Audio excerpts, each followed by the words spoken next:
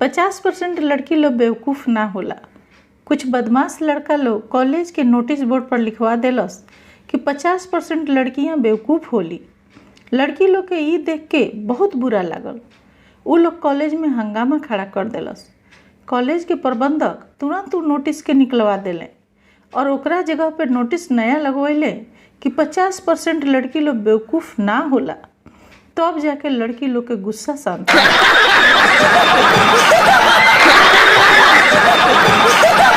ग्राहक, बेटा तारा पापा के त रसगुल्ला के दुकान बा, तारा खाए के मन ना करेला? बच्चा, बहुत मन करेला अंकल, लेकिन पापा गिन के रखेलन, यही से बस चूस के वापस रख देनी। ग्राहक बेहोश।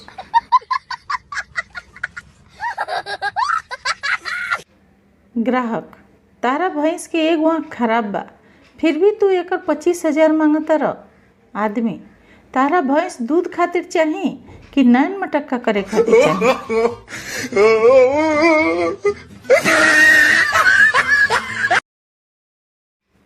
दादी और पोता आपस में बात करत रहेलो।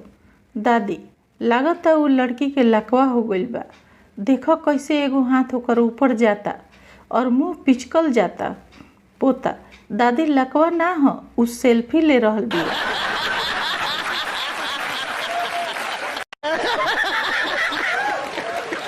एगो मुर्गा मालिक के खिड़की से बैठ के देखत रहे। मालिक के बहुत तेज बुखार रहे। मालिक के पत्नी उनका बगल में बैठल रहली।